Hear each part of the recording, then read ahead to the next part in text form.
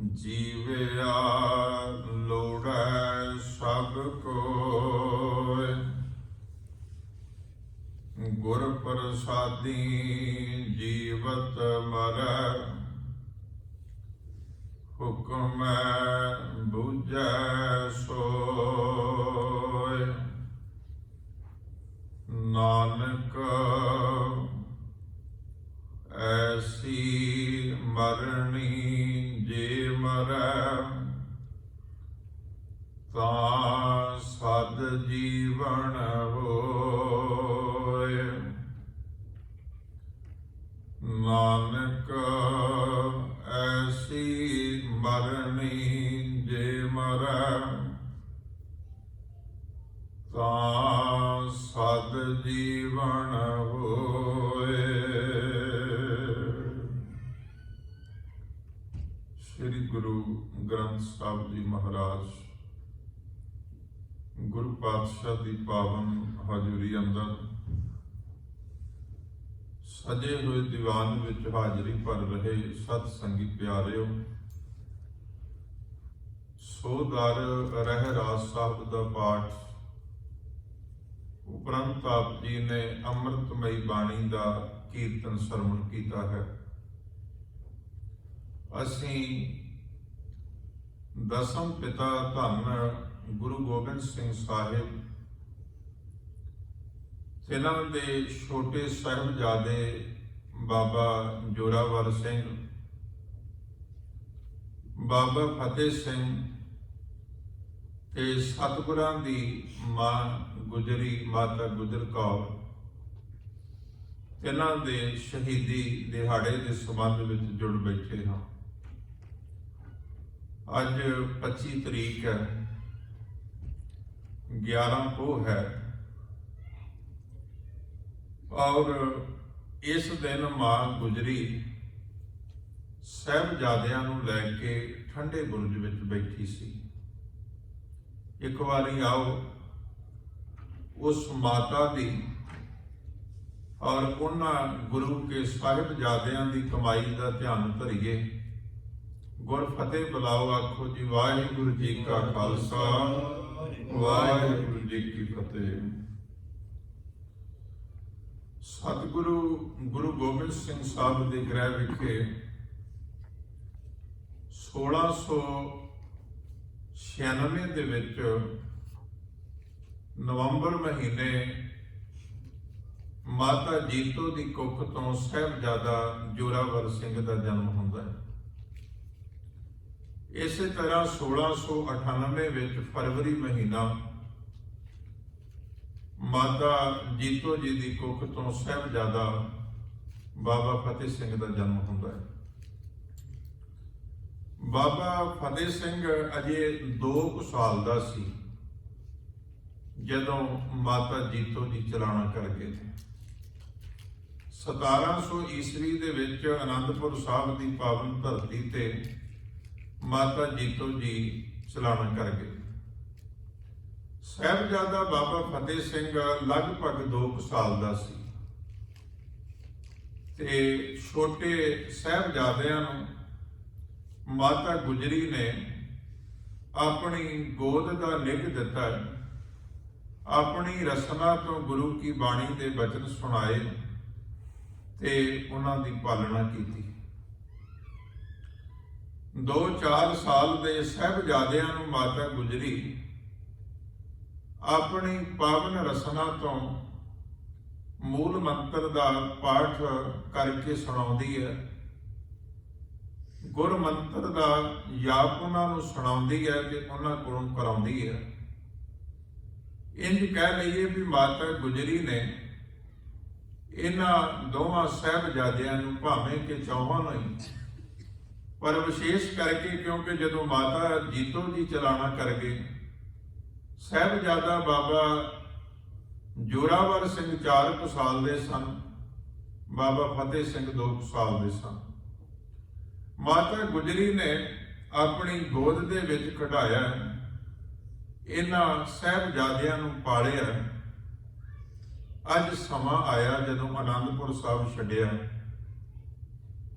ਤੇ ਜਦੋਂ ਸਤਿਗੁਰੂ ਗੁਰੂ ਗੋਬਿੰਦ ਸਿੰਘ ਸਾਹਿਬ ਸਰਸਾ ਦੇ ਕੰਢੇ ਤੇ ਆਨੰਦਪੁਰ ਸਾਹਿਬ ਵਾਲੇ ਪਾਸੇ ਜਦੋਂ ਅਜੇ ਪਾਰ ਨਹੀਂ ਕੀਤਾ, ਸਾਡਾ ਇਤਿਹਾਸ ਕਹਿੰਦਾ ਹੈ ਕਿ ਗੁਰੂ ਗੋਬਿੰਦ ਸਿੰਘ ਸਾਹਿਬ ਨੇ ਉੱਥੇ ਅੰਮ੍ਰਿਤ ਵੇਲੇ ਦਾ ਸਮਾਂ ਸੀ, ਨਿਤਨੇਮ ਦੇ ਵਿੱਚ ਜੁੜਨ ਦਾ ਹੁਕਮ ਕੀਤਾ ਤੇ ਉੱਥੇ ਚਾਰੇ ਸਾਹਿਬਜ਼ਾਦੇ, ਮਾਤਾ ਗੁਜਰੀ, ਦੋਵੇਂ ਮਾਤਾਵਾਂ, ਸਾਰਾ ਪਰਿਵਾਰ ਇਕੱਠਾ ਸੀ। ਉਹ ਆਖਰੀ ਰਾਤ ਸੀ 6 ਪੋਹ ਦੀ, 7 ਪੋਹ ਦਾ ਦਿਨ ਚੜ੍ਹ ਰਿਹਾ ਸੀ ਜਿਹਦਾ ਅੰਮ੍ਰਿਤ ਵੇਲਾ ਸੀ। ਉੱਥੇ ਗੁਰੂ ਗੋਬਿੰਦ ਸਿੰਘ ਸਾਹਿਬ ਦਾ ਸਾਰਾ ਪਰਿਵਾਰ ਇਕੱਠਾ ਅਕਾਲ ਪੁਰਖ ਪ੍ਰਮਾਤਮਾ ਦੇ ਚਰਨਾਂ ਵਿੱਚ ਜੁੜਿਆ। ਪਰ ਉਸ ਤੋਂ ਬਾਅਦ ਵਿੱਚ ਜਦੋਂ ਸਰਸਾ ਨੂੰ ਪਾਰ ਕੀਤਾ ਤੇ ਉੱਥੇ ਪਰਿਵਾਰ ਦੇ 3 ਹਿੱਸੇ ਹੁੰਦੇ ਨੇ। ਆਪਾਂ ਦਰਸ਼ਨ ਦੀਦਾਰ ਕਰਦੇ ਹਾਂ ਗੁਰਦੁਆਰਾ ਪਰਿਵਾਰ ਵਿਛੋੜਾ ਸਾਹਿਬ। ਕਿਸੇ ਕਵੀ ਨੇ ਲਿਖਿਆ ਵੀ ਸਰਸਾ ਨਦੀ ਤੇ ਬੀਤਿਆ ਇਉਂ ਭਾਣਾ, ਸਿੰਘ ਸਿੰਘਾਂ ਤੋਂ ਬੇਸ਼ੁਮਾਰ ਵਿਛੜੇ, ਦਸਮ ਪਿਤਾ ਤੋਂ ਵਿਛੜ ਗਈ ਮਾਂ ਗੁਜਰੀ, ਸਿੰਘ ਸਿੰਘਾਂ ਤੋਂ ਬੇਸ਼ੁਮਾਰ ਵਿਛੜੇ। ਜਦੋਂ ਪਰਿਵਾਰ ਦਾ ਵਿਛੋੜਾ ਹੁੰਦਾ ਹੈ, ਕੁਦਰਤ ਦੀ ਨੇਤ ਹੈ, ਜਿਨ੍ਹਾਂ ਸਾਹਿਬਜ਼ਾਦਿਆਂ ਨੂੰ ਮਾਤਾ ਨੇ ਪਾਲਿਆ, ਜਦੋਂ ਪਰਿਵਾਰ ਵਿਛੜਿਆ ਤੇ ਦੂਸਰੇ ਵਹੀਰ ਨਾਲੋਂ ਵਿਛੜ ਕੇ ਦੋਵੇਂ ਸਾਹਿਬਜ਼ਾਦੇ ਮਾਤਾ ਗੁਜਰੀ ਦੇ ਕੋਲ ਨੇ। ਸੁਭਾਵਿਕ ਹੀ ਸੀ ਕਿ ਜਦੋਂ ਆਨੰਦਪੁਰ ਸਾਹਿਬ ਛੱਡਿਆ, ਜਿਹੜੇ ਜਥਿਆਂ ਦੀ ਵੰਡ ਕੀਤੀ ਗਈ ਸੀ, ਜਿਹੜੇ ਤਰੀਕੇ ਨਾਲ ਮਾਤਾ ਗੁਜਰੀ ਦੇ ਨਾਲ ਛੋਟੇ ਸਾਹਿਬਜ਼ਾਦੇ ਸਨ, ਤੇ ਜਦੋਂ ਸਰਸਾ ਦੇ ਉੱਤੇ ਵਿਛੋੜਾ ਪੈਂਦਾ, ਮਾਤਾ ਗੁਜਰੀ ਤੇ ਛੋਟੇ ਸਾਹਿਬਜ਼ਾਦੇ ਇਹ ਰਹਿ ਜਾਂਦੇ ਨੇ, ਦੂਸਰੇ ਸਿੰਘ, ਦੂਸਰਾ ਪਰਿਵਾਰ ਜਿਹੜਾ ਉਹ ਸਾਰਾ ਵਿਛੜ ਜਾਂਦਾ। ਮਾਤਾ ਗੁਜਰੀ ਛੋਟੇ ਸਾਹਿਬਜ਼ਾਦਿਆਂ ਨੂੰ ਲੈ ਕੇ ਜਿਵੇਂ ਕਿਵੇਂ ਸਰਸਾ ਪਾਰ ਹੁੰਦੀ ਹੈ, ਕੁੰਮੇ ਮਾਸ਼ਕੀ ਦੀ ਛੰਨ ਦੇ ਵਿੱਚ ਪਹੁੰਚਦੀ ਹੈ। ਅੱਜ ਤੇ ਗੁਰਦੁਆਰਾ ਸਾਹਿਬ ਬਣ ਗਏ ਨੇ, ਪਿੰਡ ਚੱਕ ਢੇਰਾ ਬਾਬਾ ਕੁੰਮਾ ਜੀ ਦੀ ਜਿਹੜੀ ਛੰਨ ਹੈ, ਉਦੋਂ ਝੁੱਗੀ ਸੀ, ਛੰਨ ਸੀਗੀ। ਅੱਜ ਤੇ ਗੁਰੂ ਸਾਹਿਬ ਦੇ ਮਹਿਲ ਬਣ ਗਏ ਨੇ। ਇਸ ਥਾਂ ਤੇ ਮਾਤਾ ਗੁਜਰੀ ਸਾਹਿਬਜ਼ਾਦਿਆਂ ਨੂੰ ਲੈ ਕੇ ਇੱਕ ਰਾਤ ਕੱਟਦੀ ਹੈ। 7 ਪੋਹ ਦੀ ਰਾਤ ਜਿਹੜੀ ਹੈ ਕੁੰਮੇ ਮਾਸ਼ਕੀ ਦੀ ਝੁੱਗੀ ਦੇ ਵਿੱਚ ਕੱਟੀ ਹੈ। ਮਾਤਾ ਗੁਜਰੀ ਜਿਨ੍ਹਾਂ ਨੇ ਜੀਵਨ ਭਰ ਆਪਣੇ ਧਰਮ ਨੂੰ ਨਿਭਾਇਆ ਹੈ, ਕਦੀ ਉਹ ਵੀ ਸਮਾਂ ਆਇਆ ਜਦੋਂ ਗੁਰੂ ਤੇਗ ਬਹਾਦਰ ਸਾਹਿਬ ਆਪਣੇ ਪਤੀ ਦਾ ਸੀਸ ਕੁਰਬਾਨ ਕੀਤਾ। ਉਹ ਸਬਰ ਦੇ ਵਿੱਚ ਰਹਿਣ ਵਾਲੀ, ਉਹ ਸ਼ੁਕਰ ਦੇ ਵਿੱਚ ਰਹਿਣ ਵਾਲੀ, ਉਹ ਆਪਣੇ ਜੀਵਨ ਦੇ ਅੰਦਰ ਧਰਮ ਨੂੰ ਦ੍ਰਿੜਤਾ ਦੇ ਨਾਲ ਨਿਭਾਉਣ ਵਾਲੀ ਇੱਕ ਤਿਆਗ, ਵੈਰਾਗ ਤੇ ਪਿਆਰ ਦੀ ਮੂਰਤ ਮਾਤਾ ਗੁਜਰੀ। ਤੇ ਉਹਨਾਂ ਦੇ ਕੋਲ ਛੋਟੇ ਸਾਹਿਬਜ਼ਾਦੇ ਨੇ। ਬੇਨਤੀ ਕਰਾਂ, ਜਦੋਂ ਧਰਮ ਕੋਲ ਹੋਵੇ ਤੇ ਗੁਰੂ ਪਾਤਸ਼ਾਹ ਕਹਿੰਦੇ ਨੇ ਜਿਹੜੇ ਔਖੇ ਥਾਂ ਵੀ ਨੇ ਉਹ ਵੀ ਸੌਖੇ ਹੋ ਜਾਂਦੇ ਨੇ। ਜਦੋਂ ਧਰਮ ਕੋਲ ਹੋਵੇ ਜੀਵਨ ਦੇ ਅੰਦਰ ਤੇ ਉਹ ਦ੍ਰਿੜਤਾ ਜਿਹੜੀ ਆ ਉਹ ਕਿਸੇ ਤਰ੍ਹਾਂ ਵੀ ਡੋਲਣ ਨਹੀਂ ਦਿੰਦੀ। ਗੁਰੂ ਪਾਤਸ਼ਾਹ ਦਾ ਵਚਨ ਹੈ, ਏਕੋ ਧਰਮ ਦ੍ਰਿੜ ਹੈ ਸੱਚ ਕੋਈ, ਗੁਰਮਤਿ ਪੂਰਾ ਜੁਗ ਜੁਗ ਸੋਈ। ਜੇ ਕੋਈ ਧਰਮ ਨੂੰ ਦ੍ਰਿੜ ਕਰ ਲੈ ਤੇ ਸਤਿਗੁਰੂ ਦੀ ਕਿਰਪਾ ਦੇ ਨਾਲ ਮਾਤਾ ਗੁਜਰੀ ਇਸ ਧਰਮ ਦੇ ਵਿੱਚ ਇੰਨੀ ਪਰਪੱਕ ਹੈ ਕਿ ਜਦੋਂ ਸਾਹਿਬਜ਼ਾਦੇ ਸ਼ਹੀਦ ਹੁੰਦੇ ਨੇ, ਆਪਾਂ ਐਤਵਾਰ ਨੂੰ ਜ਼ਿਕਰ ਕਰਨਾ ਹੈ, ਉਹਨਾਂ ਸਾਹਿਬਜ਼ਾਦਿਆਂ ਦਾ ਧਰਮ ਨਿਭਾਉਣ ਵਾਸਤੇ ਵੀ ਮਾਤਾ ਗੁਜਰੀ ਨੇ ਆਪਣੇ ਵਰਗੀ ਦ੍ਰਿੜਤਾ ਸਾਹਿਬਜ਼ਾਦਿਆਂ ਦੇ ਵਿੱਚ ਵੀ ਭਰਤੀ। ਉਹ ਵੀ ਡੋਲੇ ਨਹੀਂ, ਕਿਉਂਕਿ ਜਿਹੜੀ ਚੀਜ਼ ਮਨੁੱਖ ਦੇ ਕੋਲ ਹੋਵੇ ਉਹੋ ਹੀ ਦੂਜੇ ਨੂੰ ਦਿੱਤੀ ਜਾ ਸਕਦੀ ਹੈ। ਮਾਤਾ ਗੁਜਰੀ ਦੇ ਕੋਲ ਗੁਰਬਾਣੀ ਸੀ, ਮਾਤਾ ਗੁਜਰੀ ਦੇ ਕੋਲ ਧਰਮ ਦੀ ਦ੍ਰਿੜਤਾ ਸੀ, ਮਾਤਾ ਗੁਜਰੀ ਦੇ ਕੋਲ ਸਬਰ ਸੀ, ਮਾਤਾ ਗੁਜਰੀ ਦੇ ਕੋਲ ਹਮੇਸ਼ਾ ਚੜ੍ਹਦੀ ਕਲਾ ਵਿੱਚ ਰਹਿਣ ਵਾਲੀ ਮਨ ਬਿਰਤੀ ਸੀ। ਉਹ ਸਾਰਾ ਕੁਝ ਮਾਤਾ ਗੁਜਰੀ ਨੇ ਠੰਡੇ ਬੁਰਜ ਦੇ ਵਿੱਚ 3 ਰਾਤਾਂ ਦੇ ਅੰਦਰ ਸਾਰੇ ਕੁਝ ਸਾਹਿਬਜ਼ਾਦਿਆਂ ਨੂੰ ਦੇ ਦਿੱਤਾ। ਸੋ ਮਾਤਾ ਗੁਜਰੀ ਕੁੰਮੇ ਮਾਸ਼ਕੀ ਦੀ ਸ਼ਾਨ ਵਿੱਚ ਸਾਹਿਬਜ਼ਾਦਿਆਂ ਨੂੰ ਲੈ ਕੇ ਬੈਠੀ ਹੈ। ਇਤਿਹਾਸ ਕਹਿੰਦਾ ਕਿ ਗਰੀਬ ਸੀਗਾ ਤੇ ਛੰਨ ਪਾ ਕੇ ਆਪਣਾ ਘਰ ਬਣਾ ਕੇ ਰਹਿਣ ਵਾਲਾ ਮਨੁੱਖ ਇੱਥੇ ਕਿਸੇ ਲక్ష్ਮੀ ਮਾਈ ਨਾਮ ਦੀ ਕਿਸੇ ਬੀਬੀ ਨੇ, ਕਿਸੇ ਔਰਤ ਨੇ ਸਾਹਿਬਜ਼ਾਦਿਆਂ ਤੇ ਮਾਤਾ ਗੁਜਰੀ ਦੀ ਸੇਵਾ ਕੀਤੀ ਹੈ, ਪ੍ਰਸ਼ਾਦ ਪਾਣੀ ਛਕਾਉਣ ਦੀ। ਜੋ ਕੁਝ ਸਰ ਬਣ ਸਕਦਾ ਸੀ ਉਸ ਗਰੀਬ ਦੀ ਇੱਕ ਛੰਨ ਹੈ ਛੋਟੀ ਜੀ, ਪਰ ਬੇਨਤੀ ਕਰਾਂ ਉਹਦੇ ਅੰਦਰ ਗੁਰੂ ਦਾ ਪਿਆਰ ਪੈਦਾ ਹੋਇਆ। ਉਹਨੇ ਮਾਤਾ ਗੁਜਰੀ ਨੂੰ ਟਿਕਾਣਾ ਦਿੱਤਾ। ਭਾਵੇਂ ਕਿੰਨੇ ਵੀ ਮਹਿਲ ਵੱਡੇ ਕਿਉਂ ਨਾ ਹੋਣ, ਜੇ ਉਸ ਮਨੁੱਖ ਦੇ ਅੰਦਰ ਪਿਆਰ ਸਤਿਕਾਰ ਕੋਈ ਦਰਦ ਨਾ ਹੋਵੇ ਤੇ ਗੁਰੂ ਸਾਹਿਬ ਕਹਿੰਦੇ ਨੇ ਕਿ ਉਹ ਮਹਿਲ ਵੀ ਕਿਸੇ ਕੰਮ ਦੇ ਨਹੀਂ। ਉਹ ਮਹਿਲ ਵੀ, ਉਹ ਵੱਡੇ ਵੱਡੇ ਮਨਾਰੇ ਵੀ ਕਿਸੇ ਕੰਮ ਨਹੀਂ ਜਿਹਦੇ ਵਿੱਚ ਮਨੁੱਖ ਦੇ ਅੰਦਰ ਇਨਸਾਨੀਅਤ ਨਾ ਹੋਵੇ, ਕਿਸੇ ਨੂੰ ਲੋੜ ਪੈਣ ਤੇ ਆਸਰਾ ਦੇਣ ਦਾ ਅੰਦਰ ਭਾਵ ਕੋਈ ਨਾ ਹੋਵੇ, ਉਹ ਕਿਸੇ ਕੰਮ ਨਹੀਂ। ਖੈਰ ਕੁੰਮਾ ਮਾਸ਼ਕੀ ਮਾਤਾ ਗੁਜਰੀ ਨੂੰ ਆਪਣੀ ਛੰਨ ਦੇ ਵਿੱਚ ਟਿਕਾਣਾ ਦੇ ਕੇ ਜੋ ਕੁਝ ਉਹਦੇ ਕੋਲੋਂ ਸਰਿਆ ਬਣਿਆ, ਟੁੱਟਾ ਮੰਜਾ ਹੈ, ਫਟੇ ਹੋਏ ਕੱਪੜੇ ਨੇ, ਗਰੀਬ ਹੈ, ਜੋ ਕੁਝ ਉਹਦੇ ਕੋਲ ਹੈ ਉਸਨੇ ਮਾਤਾ ਗੁਜਰੀ ਦੀ ਸੇਵਾ ਦੇ ਵਿੱਚ ਹਾਜ਼ਰ ਕੀਤਾ। ਜਦੋਂ ਅਸੀਂ ਸਾਹਿਬਜ਼ਾਦੇ ਤੇ ਮਾਤਾ ਗੁਜਰ ਕੌਰ ਦਾ ਇਤਿਹਾਸ ਸੁਣਾਉਂਦੇ ਰਵਾਂਗੇ ਰਹਿੰਦੀ ਦੁਨੀਆ ਤੱਕ, ਇਸ ਸੇਵਾਦਾਰ ਦੀ ਮਹਾਨ ਸੇਵਾ ਜਿਹੜੀ ਉਹ ਵੀ ਸਤਿਕਾਰ ਨਾਲ ਪੂਜੀ ਜਾਏਗੀ। ਗੁਰੂ ਕੀ ਬਾਣੀ ਦਾ ਬਚਨ ਹੈ, ਸਾਹਿਬ ਕਹਿੰਦੇ ਗੁਰ ਪੀਰਾਂ ਕੀ ਚਾਕਰੀ ਮਹਾ ਕਰੜੀ ਸੁਖ ਸਾਰ। ਗੁਰੂ ਪੀਰਾਂ ਦੀ ਚਾਕਰੀ ਜਿਹੜੀ ਮਹਾ ਕਰੜੀ ਹੈ, ਇਹਨਾਂ ਸੌਖਾ ਨਹੀਂ। ਜਿਵੇਂ ਸੇਵਾ ਅਸੀਂ ਕਰਦੇ ਹਾਂ, ਬੇਨਤੀ ਕਰਾਂ, ਭਾਵੇਂ ਕਿ ਇਹ ਵੀ ਉਦਮ ਨਾਲ ਕਰਨੀ ਪੈਂਦੀ ਹੈ, ਪਰ ਇਹ ਕੋਈ ਔਖੀ ਨਹੀਂ ਹੈ ਬਹੁਤੀ। ਲੰਗਰ ਪਕਾਉਣਾ, ਭਾਂਡੇ ਮਾਂਜਣੇ, ਗੁਰੂ ਦੇ ਦਰ ਤੇ ਝਾੜੂ ਪੋਚਾ ਕਰਨਾ, ਸਫਾਈ ਕਰਨੀ, ਇਹ ਵੀ ਸੇਵਾਵਾਂ ਜ਼ਰੂਰੀ ਨੇ, ਪਰ ਇੰਨੀਆਂ ਔਖੀਆਂ ਨਹੀਂ। ਪਰ ਜਿੱਥੇ ਕਿਤੇ ਵਿਖਮ ਸਮਾਂ ਆਇਆ, ਉੱਥੇ ਜਿਨ੍ਹਾਂ ਨੇ ਸੇਵਾ ਨਿਭਾਈ ਉਹਨਾਂ ਦਾ ਇੱਕ ਆਪਣਾ ਸਤਿਕਾਰ ਹੈ।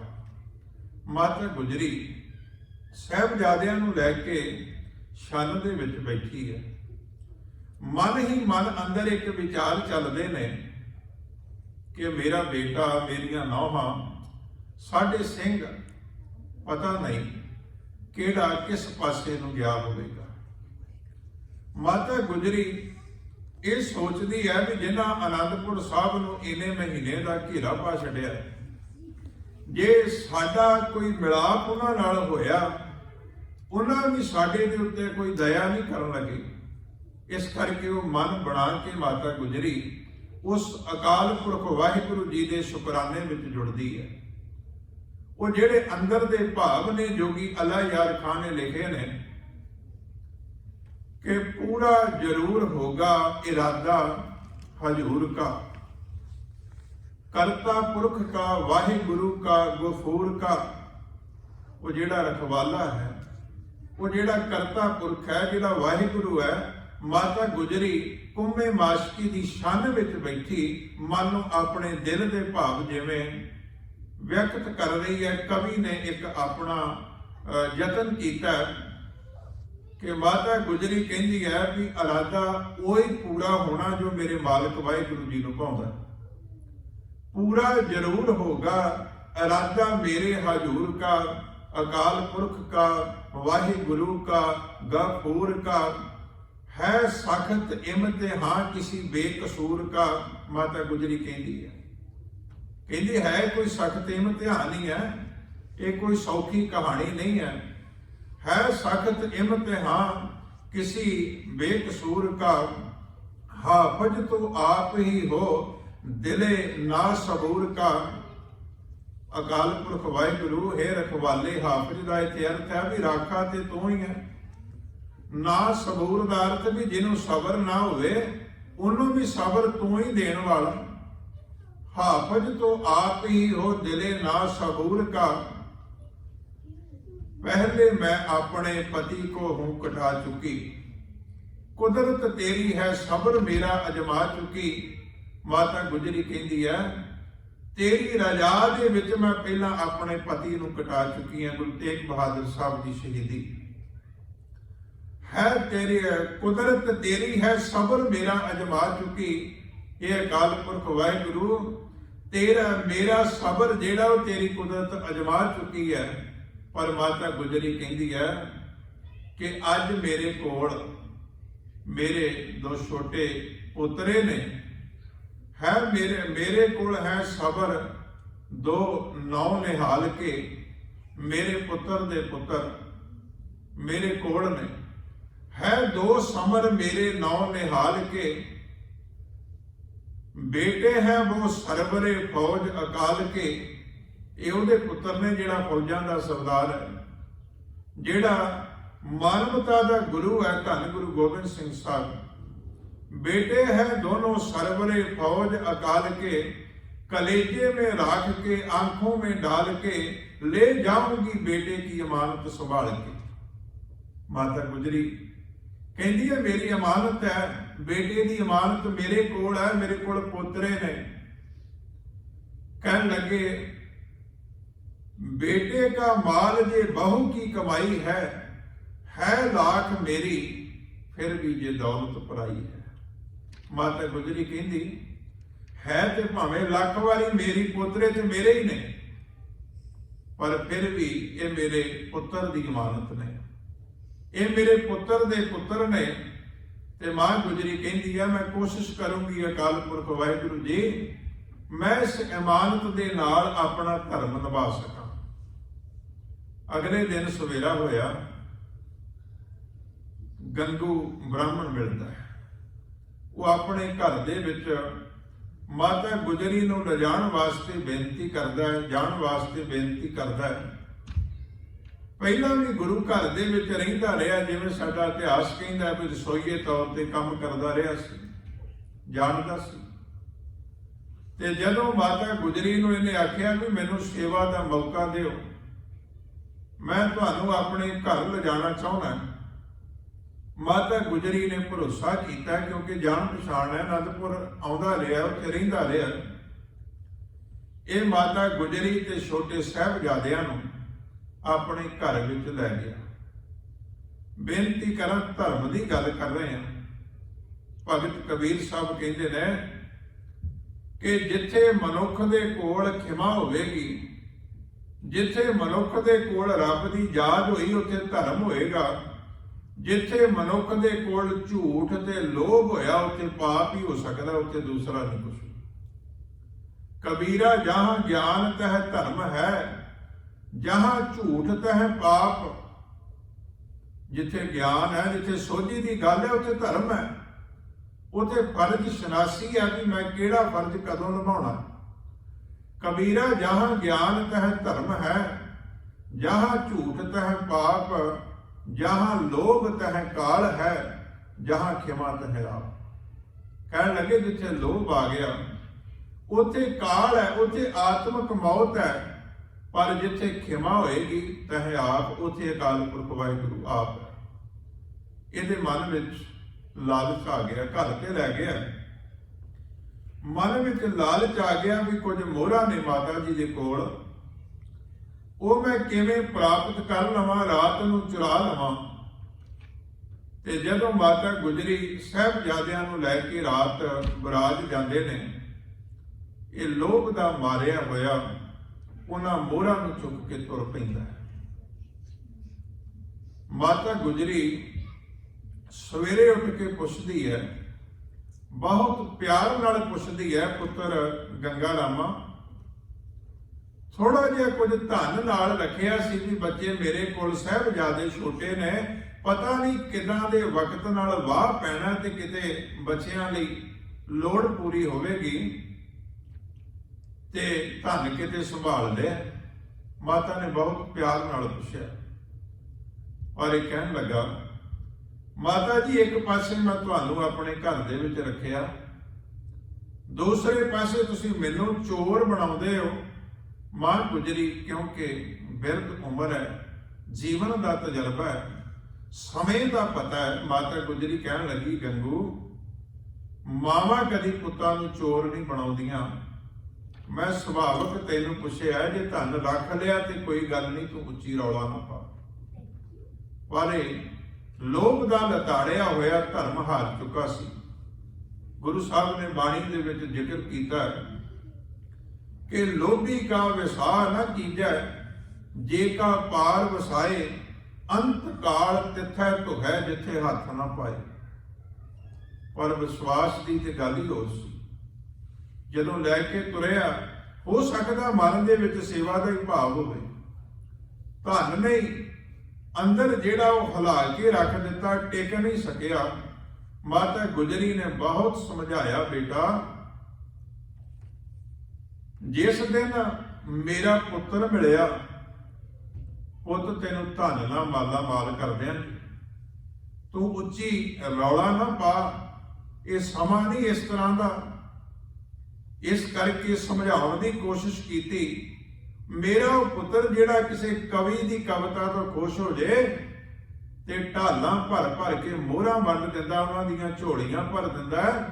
ਜਦੋਂ ਕਦੀ ਸਮਾਂ ਆਇਆ, ਉਹਨੂੰ ਪਤਾ ਲੱਗੇਗਾ ਇਸ ਤਰ੍ਹਾਂ ਦੇ ਵਿਖੜੇ ਸਮੇਂ ਵਿੱਚ ਗੰਗੂ ਨੇ ਮੇਰੀ ਮਾਂ ਤੇ ਮੇਰੇ ਸਾਹਿਬਜ਼ਾਦਿਆਂ ਦੀ ਸੇਵਾ ਕੀਤੀ ਹੈ, ਤੇਰਾ ਘਰ ਭਰ ਦੇਗਾ, ਕਿਸੇ ਗੱਲ ਦੀ ਕਮੀ ਨਹੀਂ, ਮੋਹਰਾਂ ਦੀ ਗੱਲ ਕੋਈ ਨਹੀਂ, ਤੂੰ ਰੌਲਾ ਨਾ ਪਾ। ਪਰ ਇਹ ਧਰਮ ਆ ਚੁੱਕਾ ਸੀ। ਇਹ ਲੋਭ ਦੀ ਲਹਿਰ ਦੇ ਵਿੱਚ ਇੰਨਾ ਕੁ ਫਸ ਚੁੱਕਾ ਸੀ, ਇਹ ਮੋਰਿੰਡੇ ਥਾਣੇ ਚਲਿਆ ਗਿਆ। ਥਾਣੇ ਜਾ ਕੇ ਇਤਲਾਹ ਕੀਤੀ। ਜਦੋਂ ਬੰਦਾ ਡਿੱਗਦਾ, ਉਹ ਡਿੱਗਦਾ ਡਿੱਗਦਾ ਫਿਰ ਡਿੱਗਦਾ ਹੀ ਜਾਂਦਾ ਹੈ। ਇੱਕ ਤੇ ਉਸ ਧਨ ਨੂੰ ਸੰਭਾਲਣ ਦੀ, ਪਚਾ ਜਾਣ ਦੀ ਅੰਦਰ ਇੱਕ ਲਾਲਸਾ ਹੈ। ਦੂਸਰਾ ਇਹ ਹੈ ਵੀ ਇਹ ਤੇ ਸਰਕਾਰ ਦੇ ਬਾਗੀ ਨੇ, ਜੇ ਮੈਂ ਇਹਨਾਂ ਨੂੰ ਥਾਣੇ ਪਕੜਾ ਦੇਵਾਂਗਾ ਤੇ ਮੈਨੂੰ ਇਨਾਮ ਨਹੀਂ ਮਿਲੇਗਾ। ਇਹ ਤੇ ਸਰਕਾਰ ਦੇ ਬਾਗੀ ਨੇ। ਜਾ ਕੇ ਮੋਰਿੰਡੇ ਥਾਣੇ ਦੇ ਵਿੱਚ ਰਿਪੋਰਟ ਦੇ ਦਿੱਤੀ ਹੈ। 2 ਸਿਪਾਹੀ ਜਾਨੀ ਖਾਂ ਤੇ ਮਾਨੀ ਖਾਂ ਆਏ ਨੇ। ਦਿਨ ਦਾ ਚੜ੍ਹਾਅ ਹੋਇਆ ਹੈ ਤੇ ਮਾਤਾ ਗੁਜਰੀ ਤੇ ਸਾਹਿਬਜ਼ਾਦਿਆਂ ਨੂੰ ਗ੍ਰਿਫਤਾਰ ਕਰਕੇ ਗੰਗੂ ਦੇ ਪਿੰਡ ਖੇੜੀ ਤੋਂ, ਜਿਹਨੂੰ ਹੁਣ ਸਹੇੜੀ ਆਖਿਆ ਜਾਂਦਾ ਹੈ, ਉਹ ਥਾਣੇ ਮੋਰਿੰਡੇ ਦੇ ਵਿੱਚ ਲੈ ਗਏ। ਮਾਤਾ ਗੁਜਰੀ ਨੇ ਤੁਰਨ ਲੱਗਿਆ ਇੱਕ ਗੱਲ ਆਖੀ, ਕਹਿਣ ਲੱਗੇ, ਗੰਗੂ, ਜਿਸ ਧਨ ਦੀ ਖਾਤਰ ਤੂੰ ਇਹ ਪਾਪ ਕੀਤਾ ਨਾ, ਉਸੇ ਹੀ ਧਨ ਨੇ ਤੇਰੇ ਜੀਵਨ ਨੂੰ ਬਰਬਾਦ ਕਰ ਦੇਣਾ, ਯਾਦ ਰੱਖੀ। ਪਰ ਇਸ ਤਰ੍ਹਾਂ ਦੇ ਬਚਨਾਂ ਦਾ ਕੋਈ ਅਸਰ ਉਦੋਂ ਹੋ ਸਕਦਾ ਜਾਂ ਉਦੋਂ ਕੋਈ ਉਹਦੀ ਅਹਿਮੀਅਤ ਵੀ ਨਹੀਂ ਸੀ, ਕਿਉਂਕਿ ਉਹ ਸਭ ਕੁਝ ਕਰ ਚੁੱਕਾ ਸੀ। ਮਾਤਾ ਗੁਜਰੀ ਸਾਹਿਬਜ਼ਾਦਿਆਂ ਨੂੰ ਲੈ ਕੇ ਇੱਕ ਰਾਤ ਮੋਰਿੰਡੇ ਥਾਣੇ ਦੇ ਵਿੱਚ ਰਹੇ। ਸਰਸਾ ਪਾਰ ਕਰਨ ਤੋਂ ਬਾਅਦ ਵਿੱਚ ਇੱਕ ਰਾਤ ਕੁੰਮੇ ਮਾਸ਼ਕੀ ਦੀ ਛੰਨ ਵਿੱਚ ਮਾਤਾ ਗੁਜਰੀ ਨੇ ਸਾਹਿਬਜ਼ਾਦਿਆਂ ਨੂੰ ਲੈ ਕੇ ਗੁਜ਼ਾਰੀ। ਦੂਸਰੀ ਰਾਤ ਇਸ ਗੰਗੂ ਦੇ ਘਰ ਦੇ ਵਿੱਚ ਮਾਤਾ ਨੇ ਗੁਜ਼ਾਰੀ ਹੈ। ਤੀਸਰੀ ਰਾਤ ਮੋਰਿੰਡੇ ਥਾਣੇ ਦੇ ਵਿੱਚ ਮਾਤਾ ਗੁਜਰੀ ਨੇ ਸਾਹਿਬਜ਼ਾਦਿਆਂ ਨੂੰ ਲੈ ਕੇ ਗੁਜ਼ਾਰੀ ਹੈ। ਔਰ ਉਸ ਤੋਂ ਅੱਗੇ ਮਾਤਾ ਗੁਜਰੀ ਨੂੰ ਅਗਲੇ ਦਿਨ ਸਾਹਿਬਜ਼ਾਦਿਆਂ ਸਮੇਤ ਵਜ਼ੀਰ ਖਾਨ ਦੇ ਕੋਲ ਲੈ ਕੇ ਮੋਰਿੰਡੇ ਤੋਂ ਸਿਪਾਹੀ ਜਿਹੜੇ ਨੇ ਉਸ ਸਰਹੰਦ ਨੂੰ ਚਲੇ ਗਏ। ਅਗਲੀ ਰਾਤ ਜਿਹੜਾ 25 ਦਸੰਬਰ ਦਾ ਦਿਨ ਹੈ, ਇਹ ਮਾਤਾ ਗੁਜਰੀ ਨੂੰ ਤੇ ਸਾਹਿਬਜ਼ਾਦਿਆਂ ਨੂੰ ਠੰਡੇ ਬੁਰਜ ਦੇ ਵਿੱਚ ਕੈਦ ਕਰ ਦਿੱਤਾ ਗਿਆ। ਕਵੀ ਅੱਲਾ ਯਾਰ ਖਾਂ ਲਿਖਦਾ ਹੈ, ਇਸ ਬੰਦੇ ਦੀ ਇਸ ਲੋਭ ਦੀ ਬਿਰਤੀ ਨੇ ਕਿਹੋ ਜਿਹਾ ਸਾਕਾ ਵਰਤਾ ਦਿੱਤਾ ਹੈ। ਉਹ ਬਦ ਸਿਫਤ बद जात वह निमक हराम, सतगुर के टुकड़ों पे पलता रहा जो गोदाम, दुनिया में अपने नाम को बदनाम कर गया, दुश्मन भी जो ना करता